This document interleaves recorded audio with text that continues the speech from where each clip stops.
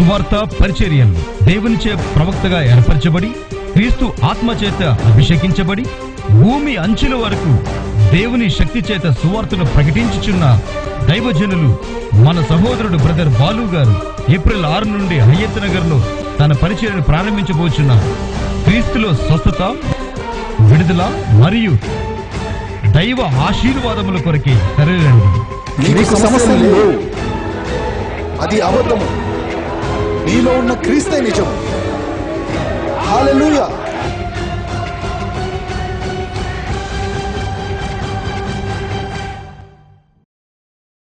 మా ఆరాధన సమయములు ప్రతి ఆదివారం ఉదయం 11 గంటల నుండి మధ్యాహ్నం 1 గంటల వరకు. స్థలము Swami Shankar function hall, Hayat Nagar bus stop ప్రక్కన, కుంట్లూరు రోడ్, హయత్ నగర్. రోగుల కొరకై ప్రత్యేక ప్రార్థన, స్వస్థతలు జరపబడును. యోబు గ్రంథము 1వ అధ్యాయము 6వ వచనం. దేవదూతలు యెహోవా సన్నిధిని నిలుచుటకై వచ్చిన దినమొకటి తటస్థించెను. ఆ దినమున అపవాది యగువాడు వారితో కలిసి వచ్చెను.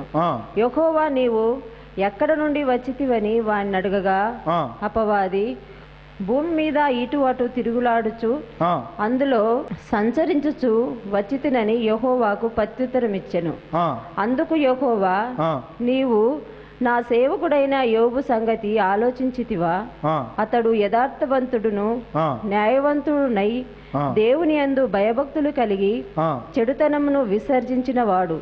భూమి మీద అతని వంటి వాడెవడునూ లేడు అని అడుగగా అపవాది యోబు ఊరకయే దేవుని యందు భయభక్తులు కలిగిన వాడాయన నీవు అతనికిని అతని ఇంటి వారికిని అతనికి కలిగిన సమస్తమును చుట్టూ కంచె వేసితివి గదా. నీవు అతని చేతి పనిని దీవించుచుండుట చేత అతని ఆస్తి దేశంలో బహుగా విస్తరించి ఉన్నది. హల్లెలూయా. హల్లెలూయా. ఇక్కడ ఏంటంటే యోబు అనే ఒక అతను ఉన్నాడు, ప్రవక్త. జోబ్ దేవుని యందు భయభక్తులు గలవాడు. ఇక్కడ ఎంతమంది దేవుని నమ్ముకున్న వాళ్ళు ఉన్నారు? అందరూ. లేకపోతే ఇక్కడికి ఎందుకు వస్తారు? దేవుని నమ్ముకున్న వాళ్ళు కాబట్టి ఇక్కడికి వచ్చారు. రైట్. యోబు కూడా మనలాంటి వాడే, అవునా? దేవుని యందు భయభక్తులు గలవాడు. అయితే సాతాను దేవుడి దగ్గరికి వెళ్ళిందంట. ఎక్కడికి వెళ్ళింది సాతాను? ఎంతమందికి నోరుంది? ఆన్సర్ చెప్పండి. సాతాను దేవుడి దగ్గరికి వెళ్ళింది. ఎక్కడికి వెళ్ళింది? అయితే దేవుడు అడుగుతున్నాడు అన్నట్టు, బాబు సాతాను ఏం చేస్తున్నావు నువ్వు? అసలు ఏం చేస్తున్నావు కింద అంటే, నేను ఊరికే అటు ఇటు తిరుగుతున్నానని చెప్తున్నాడంట. ఏం చేస్తున్నాడంటే సాతాను ఊరికే అటు ఇటు తిరుగుతున్నాడంట భూమి మీద. అయితే దేవుడు అడిగాడు, నీవు యోబు సంగతి ఆలోచించితివా? అవునా? యోబు మంచిగా రోజు బైబిల్ చదువుతున్నాడు, ప్రార్థన చేస్తున్నాడు. యోబు మంచి భయభక్తులు గలవాడు, అవునా? యోబు ప్రతి ఆదివారం చర్చికి వెళ్తాడు, అవునా? స్వస్థత ప్రార్థనకి వెళ్తున్నాడు. యోబు ఇవన్నీ చేస్తున్నాడు. యోబును నువ్వు ఎక్కడైనా చూసావా? ఆయన గురించి ఆలోచించావా అంటే సాతాను చెప్తున్నాడు అన్నాడు దేవుడికి, యోబు ఊరికనే దేవుని మందిరానికి వెళ్ళట్లేదు, అవునా? ఊరికనే నిన్ను మొక్కట్లేదు, నీవు వారిని ఆశీర్వదించావు కాబట్టి నిన్ను మొక్కుతున్నాడు అని చెప్తున్నాడు. ఎవరు? సాతాను. అవునా? ఇక్కడ మంచిగా గమనిస్తే జాగ్రత్తగా వినండి. ఇక్కడ ఒక చిన్న ఆన్సర్ ఉంటుంది, జాగ్రత్తగా వినండి.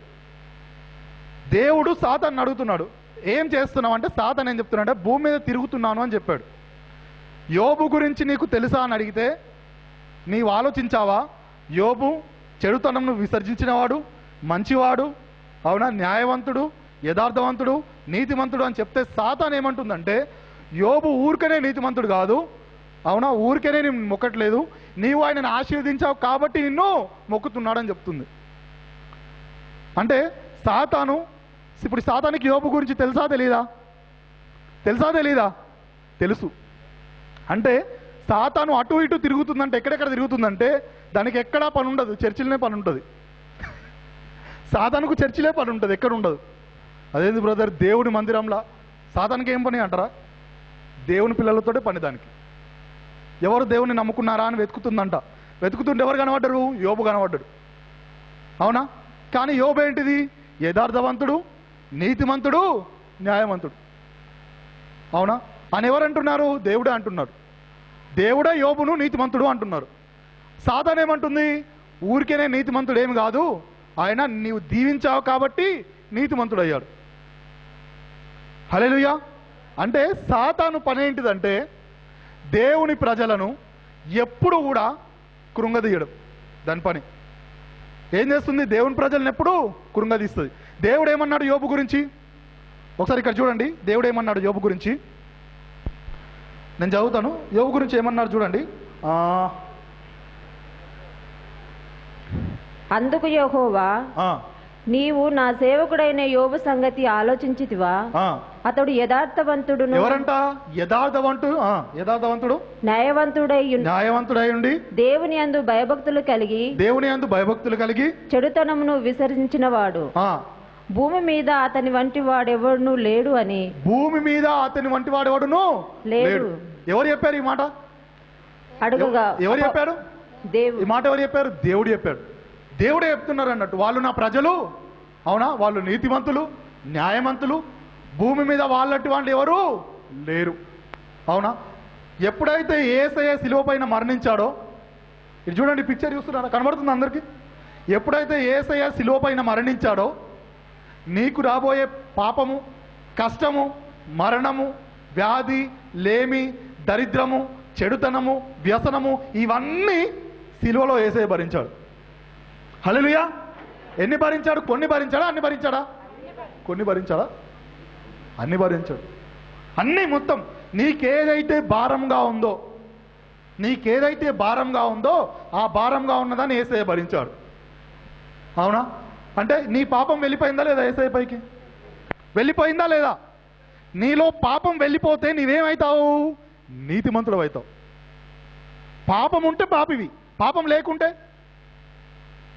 ఇప్పుడు రోగం ఉన్నవాడిని రోగి అంటారు, రోగం లేనివాడిని ఆరోగ్యవంతుడు అంటారా లేదా? రోగం లేకున్నా కూడా రోగి అంటారా? అంటారా? అవునా. ఇప్పుడు దేవుడు ఏమంటున్నారు? యథార్థవంతుడు న్యాయవంతుడు అంట యోబు. అంటే ఇప్పుడు యోబులో పాపం ఉందా లేదా? ఉందా లేదా? లేదు. There is no sin in Job, అవునా. యోబులో పాపము లేదు. కొంచెమన్నా ఉందా పాపం యోబులో? ఉందా లేదా? లేదు. ఇప్పుడు నీ పాపం యేసయ్య భరించాడు కాబట్టి, ఎంతమంది తెలుసు నీ పాపం యేసయ్య భరించాడని? చేతులు ఎత్తండి. నా పాపాన్ని యేసయ్య భరించాడు. లేదండి, నా పాపాన్ని నా ఒక్క పాపాన్ని నా మీద పెట్టి మిగతా వాళ్ళందరిది భరించాడంటారా? నీ పాపాన్ని భరించాడా లేదా? ఇప్పుడు నీలో పాపం ఉందా లేదా? మరి ఉందా లేదా? నీది భరించాడు, నీది యేసయ్య భరించాడు. ఇప్పుడు నీలో పాపం ఉందా లేదా? అర్థం కావట్లేదు. ఉందానల్లా లేదనల్లా? లేదు అంటేనేమో రోజు తప్పులు చేస్తున్నావు కదా అని అడుగుతారు. ఉంది అంటేనేమో యేసయ్య భరించాలి కదా అంటారు. పాస్టర్ ఏం అర్థమవుతలేదు నాకు. హల్లెలూయా. యేసయ్య భరించినప్పుడే నీలో నుంచి పాపం వెళ్ళిపోయింది. నీలో ఉన్నది అబద్ధం ఒకటే. హల్లెలూయా, అవునా. నీలో పాపం ఉందని ఎవరు చెప్తారు తెలుసా? దేవుడు చెప్పడు. దేవుడు ఏమంటున్నాడు? తన మందిరంలో కూర్చున్న యోబును ఏమంటున్నాడు? యథార్థవంతుడు, నీతిమంతుడు, న్యాయవంతుడు. ఇంకొక మాట అన్నాడు, భూమి మీద అతని వంటి వాడు ఎవడు లేడంట.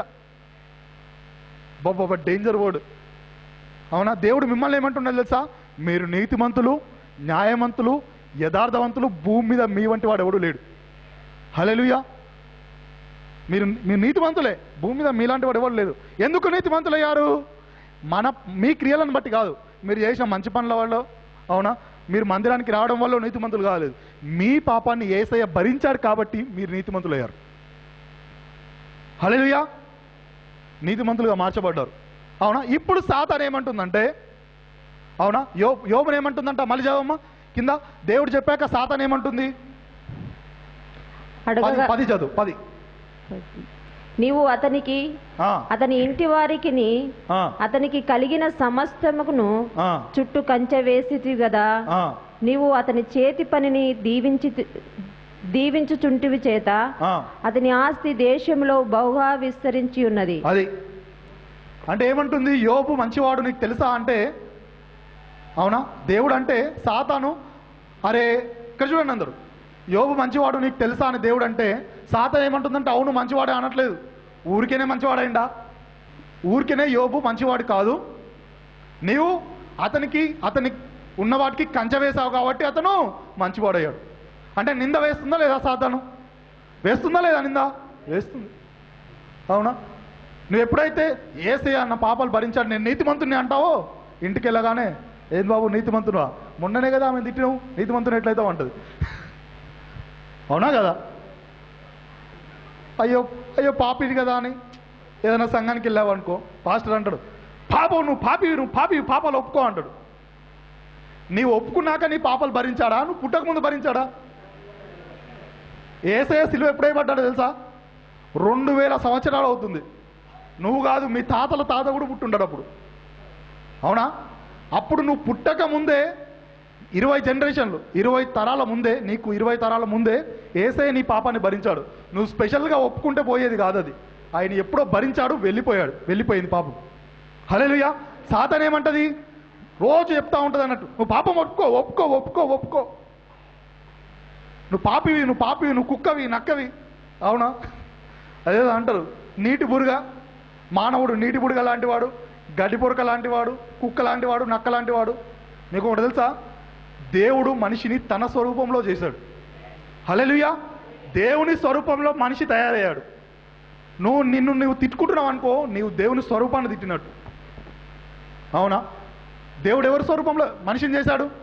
తన స్వరూపంలో చేశాడు. ఎంతమందికి తెలుసు దేవుని స్వరూపంలో మనిషిని చేశారని? అవునా? ఒకసారి ఆదికాండం తీయండి. ఆదికాండము ఫస్ట్ బైబిల్ ఓపెన్ చేయని కూడా ఇప్పుడు ఫ్రెష్గా ఓపెన్ చేయండి బైబిల్. ఆదికాండము 1:27.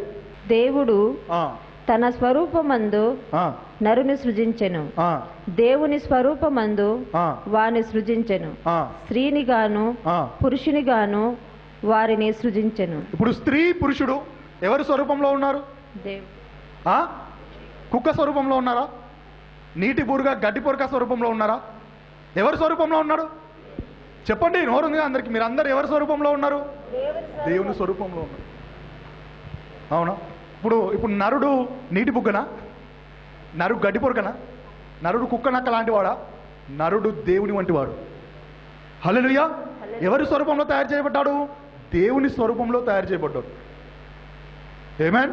నరుడు దేవుని స్వరూపంలో తయారు చేయబడ్డాడు. అటువంటి నరుణ్ణి సాతాను ఎప్పుడు కృంగదీస్తూ ఉంటుంది. అవునా? నీవు పాపి పాట పాడుతూ ఉంటుంది. ఇక మనోళ్ళు ప్రార్థన స్టార్ట్ చేస్తారు, అయ్యా నా పాపాలు క్షమించు యేసయ్య అంటున్నాడు. ఓరి గుడ్డివాడా, 2000 సంవత్సరాల కింద ముందే క్షమించాడు, మళ్ళీ ఏం క్షమించాలంటాడు. అవునా కదా? 2000 సంవత్సరాలు అయితే పాపాలు క్షమించి మళ్ళీ ఫ్రెష్గా అడుగుతున్నాడు క్యాండిడేట్, అయ్యా నా పాపాలు క్షమించను. బైబిల్లో ఒక మాట ఉంటుంది తెలుసా? పరలోకమందు ఆసీనుడు వాడు నవ్వుచున్నాడంట. ఆయనకేం అర్థం కాక నవ్వుతా ఉన్నాడు. పబ్లిక్ని గొర్రెలు అంటాడు. అవునా? గొర్రె ఏం చేస్తుందో తెలుసా? కాపరి ఎటు పోతే అటే పోతుంది. గొర్రె ఎటు పోతుంది? ఇటు పోతే ఇటే పోతుంది, ఈ సందులో పోతే ఆ సందులో పోతే ఆ సందులకే పోతుంది అంతే. అవునా? పాస్టర్ నువ్వు పాపి అంటే పాపివే అంటావు, నువ్వు పరిశుద్ధుడు అంటే ఆ పరిశుద్ధుడు అంటావు, కానీ నీకంటూ ఒక ఐడియా లేదు. హల్లెలూయా. దేవుడు స్వస్థపరుస్తాడంటే ఆ స్వస్థపరుస్తాడు, లేదు రోగం దేవుడే ఇచ్చాడంటే ఆ దేవుడే ఇచ్చాడు. అవునా? అసలు పాస్టర్ ఏం చెప్తున్నానది, అసలు దేవుడు ఏం చెప్తున్నానది ముఖ్యం. హల్లెలూయా. ఇక్కడ ఈ అల్తార్ పై నిలబడ్డ వాళ్ళు, ఈ స్టేజ్ పై నిలబడ్డ వాళ్ళు ఏం చెప్పాలి తెలుసా? వాళ్ళు ఇప్పుడు నేనేం చెప్పాలంటే, నేను మెసేజ్ తయారు చేసుకొచ్చి మీకు చెప్పొద్దు, దేవుడు నాకు ఇక్కడ ఏం మాట్లాడుతూ అది మీకు చెప్పాలి. హల్లెలూయా. ఇప్పుడు ఇక్కడ చాలా సమస్యల్లో నుంచి వచ్చిన వాళ్ళు ఉంటారు. దేవుడు వాళ్ళ సమస్యలు తెలుసుకొని నాతో చెప్తాడు, ఇదిగో వారికి సమస్యలు ఉన్నాయి మాట్లాడంటాడు. అప్పుడు నేను మాట్లాడతాను. హల్లెలూయా. అందుకే మొదటి రోజు స్టేజ్ ఎక్కగానే ఒకరి పేరు చెప్పారు, అగో అతనికి సమస్య ఉంది, అతను వాళ్ళ మరదల కొడుక ఎవరో హాస్పిటల్లో క్యాన్సర్తో బాధపడుతున్నారు, చనిపోతాడంట, డాక్టర్లు చెప్పారన్నాడు. చెప్పు అన్నాడు. అవును, అతను బ్రతుకుతాడు, ఇక్కడికి వస్తాడని చెప్పాను. చనిపోడు, బ్రతుకొస్తాడని చెప్పాను. వచ్చాడు. నిలబడమ్మా ఒకసారి. హల్లెలూయా. కూర్చో. అంటే ఇప్పుడు నా సొంతగా నేను చెప్పాను అనుకోండి, అయ్యో క్యాన్సర్ వచ్చిందా, ఇంకా మంచి హాస్పిటల్ తీసుకుపోండి. అవునా? దేవునికి ప్రార్థిద్దాం, బ్రతుకుతే బ్రతుకుతాడు. ఇది నా సొంత మాట. కానీ దేవుడు ఏమంటారు తెలుసా? ఆయన క్యాన్సర్ దేవుడు భరించాడు కాబట్టి ఖచ్చితంగా బ్రతుకుతాడు అంతే. హల్లెలూయా. ఇది దేవుడు చెప్పేది. నీ అప్పు దేవుడు కొట్టివేశాడు కాబట్టి తీరుతుంది అంతే. ఆమేన్. హల్లెలూయా. రైట్. అందుకే మనము దేవుడు ఏం చెప్పిండో వినాలి. సాతాను ఏం చెప్తుందో, మనుషులు ఏం చెప్తుంది కాదు. ఏం చెప్తుంది సాతాను?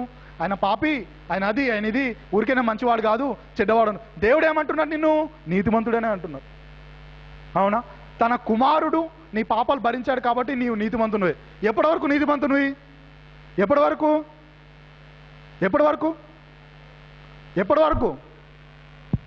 హల్లెలూయా. ఎప్పటికీ నీవు నీతిమంతుడే. ఆమేన్. రైట్, చూద్దాం. ప్రపంచమంతా మునిగిపోని దేవుడి మాటలు ఆగవు. Is the word of God. Hallelujah. అర్థమైందా ఇప్పుడు? Mic right. Super natural. Okay, ఇక్కడ ఏమంటున్నాడు సాతాను? అవునా, ఆయన ఊరికేనే నీతిమంతుడు కాదు, ఊరికేనే మంచివాడు కాదు. అవునా, నీవు అతన్ని అలా చేశావు కాబట్టి అతను మంచివాడిగా మారని చెప్తున్నాడు.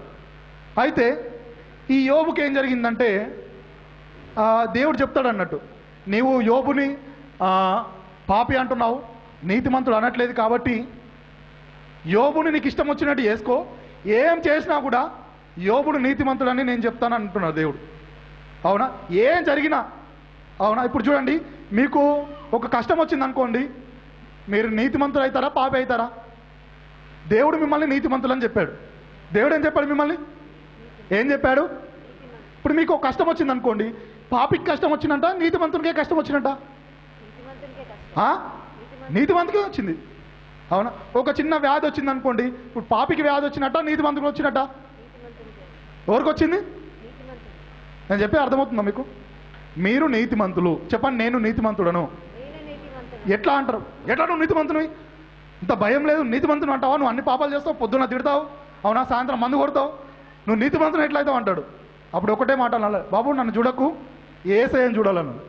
యేసయ్య సిలువలో భరించాడు కాబట్టి నేను నీతిమంతుడు. చెప్పండి, ఇప్పుడు ఎంతమంది నీతిమంతులు ఉన్నారు ఇక్కడ? అందరు నీతిమంతులే. రైట్. ఇప్పుడు ఏదైనా సమస్య వచ్చింది మీకు, ఇప్పుడు నీతిమంతునికి వచ్చినట్ట పాపికి వచ్చినట్ట? ఎవరికి వచ్చినట్టు? నీతిమంతునికే వచ్చింది. కానీ మీకు ఒకటి తెలుసా, పాపికి వచ్చిన సమస్యలు పోవు, నీతిమంతునికి వచ్చిన సమస్యలే పోతాయి. హల్లెలూయా. పాపికి వచ్చిన సమస్యలు పోవు. పాపికి సమస్యలు వచ్చాయనుకో అలాగే ఉంటాడు, ఇక ఏం చేయలేము దాన్ని. కానీ నీతిమంతుడికి మాత్రం సమస్య రాదు, వస్తే వెళ్ళిపోద్ది. ఎందుకు? వాడు నీతిమంతుడు కాబట్టి. Hallelujah. Is a righteous man. ఇక్కడ ఎంతమంది నీతిమంతులు ఉన్నారు? ఇప్పుడు అందరు నీతిమంతులే.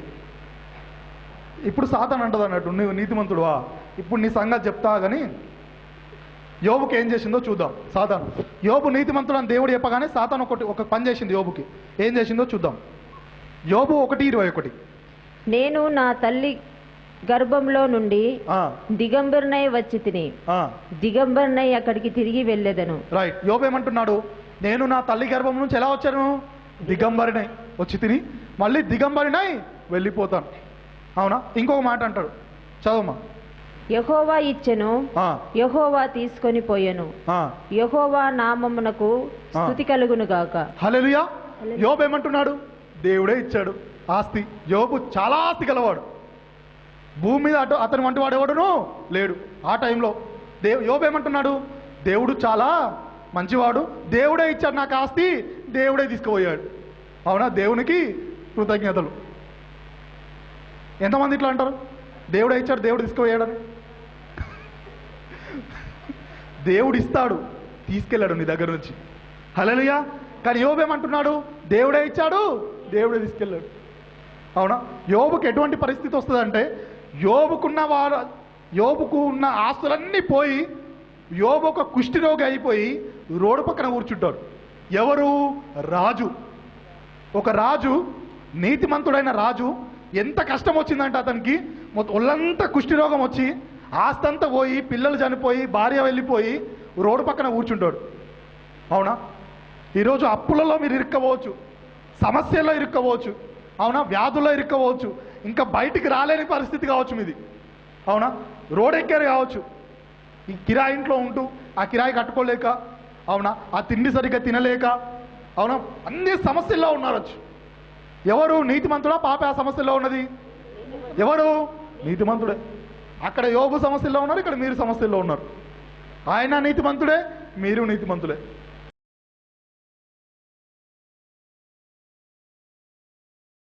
ఇది సాధ్యమా కాదా? నీకు అసాధ్యం కావచ్చు, నాకు అసాధ్యం కావచ్చు. ఈ క్యాండిడేట్ ఉన్నాడు కదా యేసయ్య, ఆయనకు సమస్తము సాధ్యమే. అవునా, ఆయన ద్వారా వెళ్తే మనకు కూడా సమస్తం సాధ్యమే. హల్లెలూయా. రైట్. Thank you Jesus. కళ్ళు మూసుకోండి అందరు. నజరేయుడైన యేసయ్య, ఇదిగో ప్రభువా, మహోన్నతుడ, అద్భుతాలు చేయవాడా, ఇదిగో ప్రభువా, నీ మందిరానికి వచ్చిన ఒక్కరిని కూడా విడిచిపెట్టకుండా ఇదిగో ప్రభువా వారికి అద్భుతాలను పరిచయం చేసావు తండ్రి. ఇదిగో ప్రభువా, నీ రాజ్యము మాటలతో కాదు శక్తితో ఉన్నదని ఇదిగో ప్రభా వారికి చూపించినందుకు నీకు వందనాలు. నజరుడనేసయ్యా ఇదిగో ప్రభా వచ్చిన ప్రతి ఒక్కరి బాధను ఇదిగో ప్రభా నీవు ఎరిగి ఉన్నావు తండ్రి. వారి కష్టాలు తెలుసుకొని ఉన్నావు ప్రభా. అవును తండ్రి, వారిని మందిరానికి నడిపించావు. ఇదిగో ప్రభా నీవే స్వస్థపరచువాడవు, విడిపించువాడవు. ఇదిగో ప్రభా వారికి అప్పుల నుంచి విడిపించండి తండ్రి. ఇదిగో ప్రభా ఆశ్చర్య కార్యాల ద్వారా ఇదిగో ప్రభా నీవు వారిని విడిపించమని ప్రార్థిస్తున్నాను తండ్రి. నా జోడని వేస్తున్నామని ఇదిగో ప్రభా ఇది మొదలుకొని ఇక్కడికి వచ్చిన ప్రతి ఒక్కరు ఇదిగో ప్రభా ఎవరు తండ్రి అవును తండ్రి ఊరికే వెళ్ళకుండా స్వస్థతను, అద్భుతాలని, ఆశ్చర్యకారాలని పొందుకొని వెళ్ళినట్లు ఇదిగో ప్రభా వారిని అభిషేకించండి. నా జోడని వేసే ఇదిగో ప్రభా ప్రతి ఒక్కరు ఇదిగో ప్రభా ఎవరెవరైతే